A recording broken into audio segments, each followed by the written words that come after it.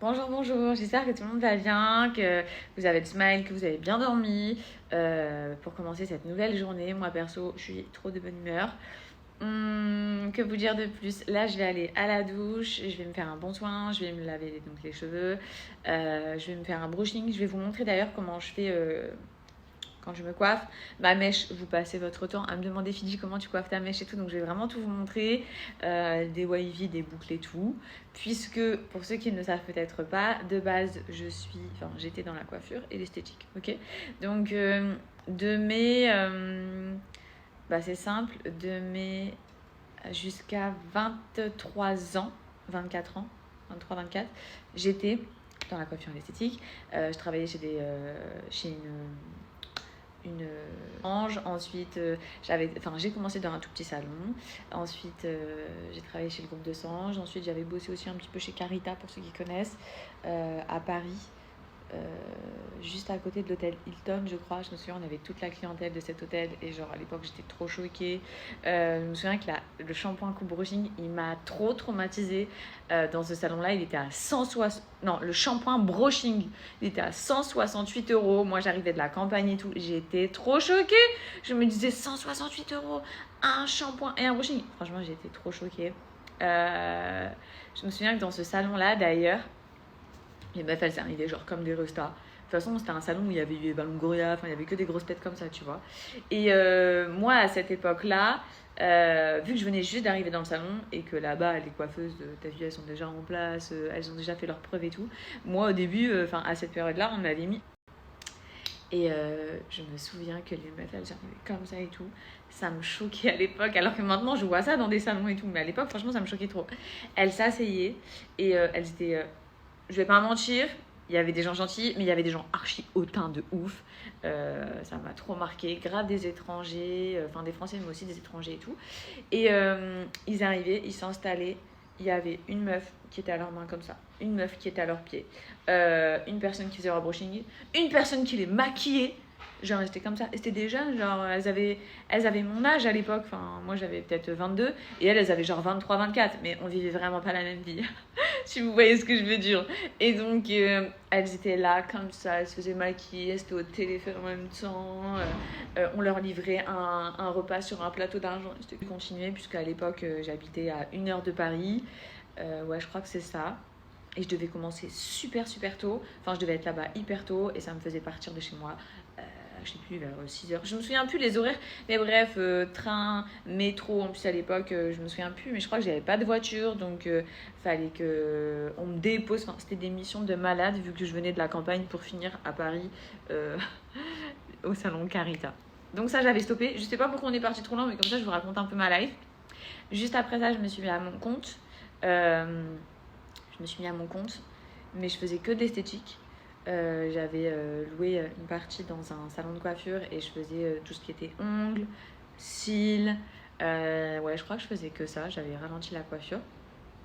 Et pendant cette année-là, j'avais donc 23 ans et je me suis dit, bon, Fidji, qu'est-ce que tu fais? Au début, je voulais pas du tout changer ma vie. Je me souviens que je disais, non, tous les gens qui m'en parlaient, je leur disais, mais MDR, vous êtes complètement perchés, vous avez vraiment cru que j'allais faire ça, que j'allais accepter, que j'allais ci, que j'allais ça.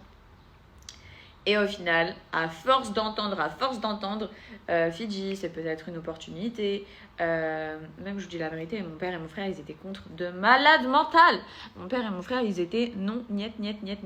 Tu restes, tu viens de te mettre à ton compte et tout, vas-y, Fidji, continue comme ça, c'est bien et tout. Et la vérité, ouais, j'étais bien. Et j'avais pas besoin de plus. Genre, j'étais pas à la recherche de plus. Mais c'est à force, c'est vraiment l'entourage.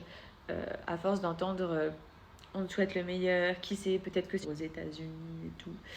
Et je m'étais dit, ouais, bah allez, pourquoi pas, les US, c'est une opportunité. Et puis bon, je le fais en mode je m'en fous. Et derrière, je reviens là où je suis.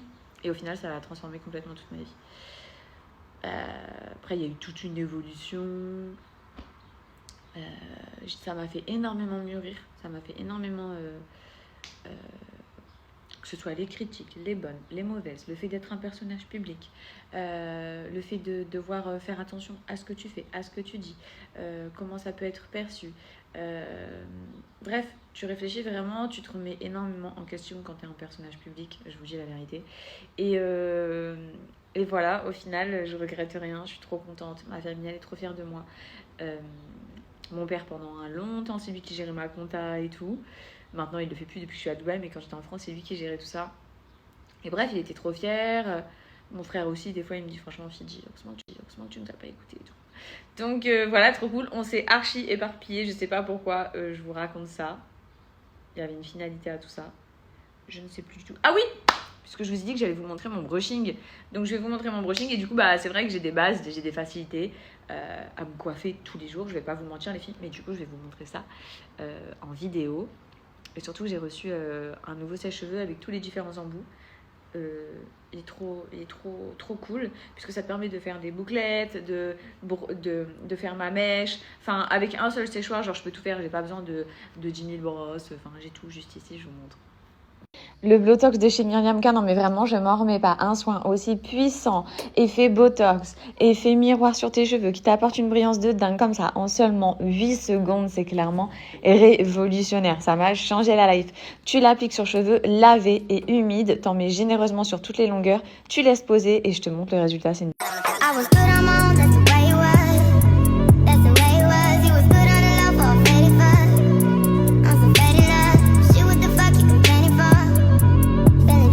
Bon, je sors de la douche, je me suis lavé les cheveux, c'est bon.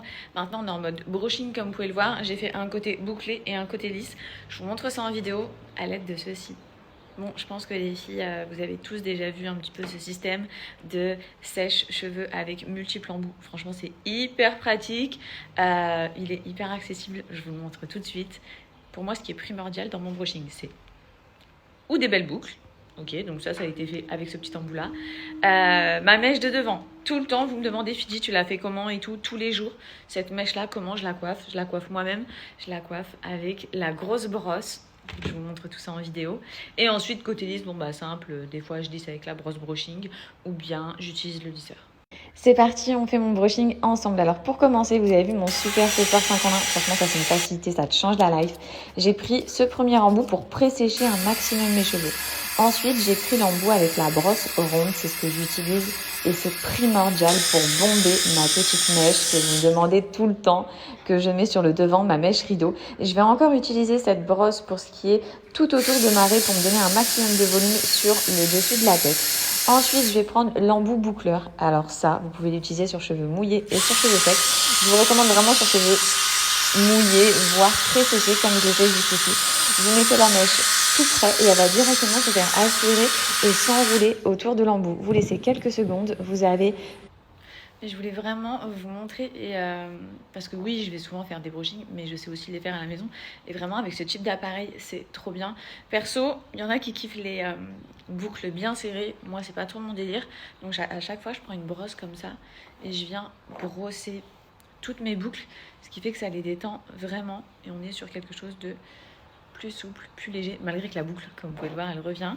Mais c'est vrai que moi, j'aime vraiment pas que ce soit trop défini. Vous voyez, plutôt comme ça. Et encore, là, j'ai juste fait une toute petite mèche pour pouvoir vous montrer. Vous voyez, là, on est sur le final. On est sur la coiffure que je kiffe grave. C'est-à-dire que au début, j'ai fait plein de boucles. Et ensuite, avec ma grosse brosse, j'ai tout détendu. Et regardez. Regardez le volume que ça fait. J'aime trop le volume. Déjà, ma mèche de devant, elle y joue beaucoup. C'est trop important. Et ensuite... tu brosses et du coup t'as plus trop de boucles mais t'as un brushing de dingue, non? يا نبي سلام عليك يا رسول سلام عليك يا حبيب سلام عليك صلوات الله عليك يا نبي سلام عليك يا رسول سلام عليك يا حبيب سلام عليك صلوات الله عليك. Ma sélection de chez Maya Daya, les filles, je vous le dis direct, vous êtes pas prêtes. La sélection, elle est canon. Genre, je suis hyper excitée, mais c'est réel. J'ai vu ce que j'ai réceptionné. Comment vous dire? Déjà, on est sur la première tenue. Oh, j'ai pas les mots. Et pour celles qui connaissent pas Maya Daya, c'est une ligne de prêt-à-porter avec des abayas, des tenues légiférées, bref, pas mal de choses super canon. Et la qualité, elle est vraiment haute. Donc déjà, ça c'est dit. On n'est pas sur une qualité standard, on est vraiment sur une haute qualité. Et la majorité de toutes les tenues que vous allez retrouver sur leur site viennent de Dubaï. C'est pour ça que nous, ici, on a la chance d'avoir, comment dire, une multitude de choix. Ici, on a vraiment beaucoup d'originalité, d'où le fait que vous allez retrouver dans de ma sélection. Donc c'est un 2 pièces. Vous avez le kimono totalement en transparence avec des petits nœuds à nouer juste ici. Et au niveau de la robe, je vous montre, donc on est sur une robe à manches courtes comme ceci, longue, droite, ample, hyper extensible, comme vous pouvez voir, plissée. Coup de cœur. Coup de cœur parce que déjà la couleur elle est super irisée, je vous montre. Enfin c'est très lumineux, le gilet en transparence et tout. Bref, j'ai associé ça avec un petit peu de blanc. Je sais pas ce que vous en pensez, en tout cas moi je valide. Là, on est sur un ensemble 3 pièces. Pourquoi 3 pièces? Vous avez le kimono qui est vraiment en mode oversize, hyper large. La matière, je vous la montre de plus près. On est vraiment sur une très belle... En rose violet, en taupe. Je l'ai pris en toutes les couleurs parce que ça, vraiment, c'est trop ma cam pour aller me balader tous les jours. C'est canon, on est à l'aise. Bref. Et la 3e pièce, c'est le voile des filles. Je le mets tout de suite et je vous montre. Voilà l'ensemble avec le voile. À ne pas oublier, je vous l'ai toujours dit, sur toutes les tenues de chez Maya Daya, sur leur voile, vous retrouverez toujours un petit détail, un petit rappel. D'où vraiment la haute qualité des filles, ils laissent rien au hasard. Et vous voyez pour ce qui est du voile. Là, on a affaire à exactement le même modèle que je vous ai montré juste avant, sauf qu'il est de couleur gris. Pareil, donc le 3 pièces, robe kimono avec le voile. Celle-ci, vous pouvez très bien la porter avec une ceinture que je n'ai pas mis pour vraiment vous montrer. Et on termine sur une abaya plutôt de soirée. Je vous montre, je recule un petit peu, regardez. Je l'ai associée avec cette sphère de chaussures vu qu'on est dans le strass, le faux diamanté. Bref, j'ai mis une petite paire de talons. Je me rapproche. Donc elle est ornée de strass tout au long du col. Pareil au niveau des manches. Ici, vous avez une grosse broche remplie de strass. C'est un vert un peu pareil, un vert irisé à la lumière. Là, j'ai pas beaucoup de lumière, mais il est assez lumineux. Enfin, il a pas mal de reflets. Voilà, les filles, elle est très large, resserrée grâce à la broche juste ici.